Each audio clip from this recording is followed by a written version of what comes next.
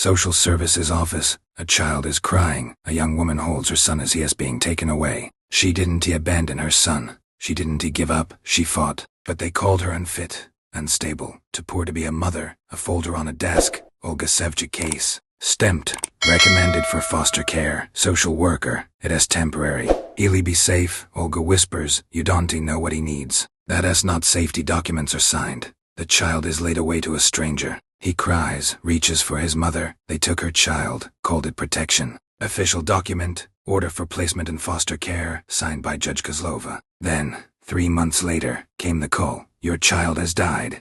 And, morgue, cold, silence. Olga stands before a metal table, a child under a plastic cover. When she saw her son again, he wasn't a boy, he was a body. And no one wanted to explain why. Recording, social worker on the phone. Yes, he passed in his sleep. No visible injuries. The foster parents, they were doing fine. Yes, the environment was stable and police station. Olga sits opposite a detective. Olga, why didn't anyone tell me he was sick? Why didn't someone check on him? Detective coldly, maybe your instability affected him. Stress, early trauma, emotional disturbance. On a desk, a psychologist's report highlighted. The foster environment was safe. Voiceover. They didn't investigate why he died. They investigated why she was still alive. Next, suburban home, fence, lawn, toys on the porch, stillness. He died in a house where everyone smiled for the camera, where social workers wrote, he is adjusting, he is adapting, he'll feel at home soon. But he didn't. He died, and became a statistic. TV plays in background, news broadcast, foster child dies in care. No comment from authorities. Olga alone. He died in a house I wasn't even allowed to call in. Basement of the home, damp walls, a crib in the corner. Police took only the mattress. Detective in report, child found with no visible injuries. Cause of death, undetermined. No signs of physical abuse, but given the biological mother's background, psychological cause not ruled out. Court file, symptoms, anxiety, night terrors, attachment issues. He didn't die from violence, he died from neglect, but the guilt didn't stay in that house. They gave it to her. Courtroom. Old wooden benches, doors open. Olga is escorted in handcuffs. They didn't put the foster family on trial. They didn't question the people who failed to protect him. They only prosecuted the woman who gave him life. Judge flips through files. Prosecutor stands, calm and calculated. Prosecutor, Ms. Sevchik, demonstrated erratic behavior. Her son was exposed to domestic instability. Early trauma likely led to emotional collapse and ultimately to his death in care. Olga gripping the wooden rail. Her lawyer sits passively, avoiding eye contact. Olga, I wrote letters. I begged for them to return him. I pleaded. Judge interrupting. You will speak when asked. The foster parents sit in the audience, silent, sad-faced, no questions asked. The courtroom was quiet, as if the child chose where to die. Courtroom, screen display slide. The mother as character prosecutor. This case isn't just about what she did. It is about who she is, angry, emotionally volatile, potentially dangerous to a child. On screen, Olga's 3-year-old Facebook post, I am exhausted. I can't go on. Prosecutor, these are her own words. We don't need more than that.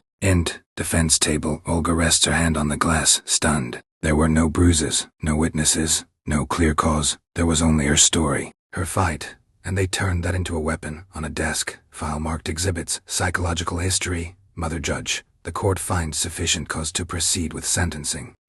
Courtroom. Verdict. Silence. The gavel strikes. Judge, Olga Sevchik is hereby found guilty of parental neglect leading to the death of a minor. Sentenced to 6 years in a penal institution. Olga freezes. The chair creaks under her stillness. She lost him the first time when they took him away. She lost him again when they put her in chains. And now, she was losing her name, her truth, her life. Prison cell. Olga sits by the wall. On the table, a letter she wrote. It reads, he didn't die because I was a bad mother. Olga in her thoughts. He cried at night. He called for me, and they didn't hear him. A whisper in the background, a childish voice. Mommy, are you coming? Living room. Foster family gives an interview. Their lawyer stands nearby. Cameras roll. Reporter, did you notice the boy was struggling? Foster mother, we did everything we could. Foster father, he came to us broken. She broke him. TV screen. Headline, biological mother convicted. Foster parents cleared. They built a clean version of the story. One that looked good on paper, comfortable, safe, where no one had to feel responsible. Prison. Olga receives a letter. On the back, you weren't to blame. Signed by a former hospital roommate. Olga reading aloud. I heard him crying for you. I saw how much he missed you, and how hard you fought. Int. Legal office. Case file stamped. Request for review. Denied. There was truth, but no one wanted to hear it. Int. Prison. Metal doors open. Olga steps out, holding a folder of documents. She served 6 years for a death she didn't cause, 6 years for a love they called dangerous. Ext. City streets. Olga walks alone on a shop window. A family photo ad. Mother, father, son. Peaceful, happy, stranger passing whisper. Isn't he that her, the one from the news? Another. Better stay away. Int. Small apartment. Olga opens her folder. Old letters. Her son's drawings. A faded photo. Olga softly. I haven't forgotten. I want to forgive. Int. Law office. File on desk. Rehabilitation request. Evidence. Witness statements. Expert reports. Now she fights again. Not for her name. For his. Final shot. Her son's portrait on the wall. Underneath. You were loved. Others moved on. She didn't. Because silence can kill just as surely as injustice.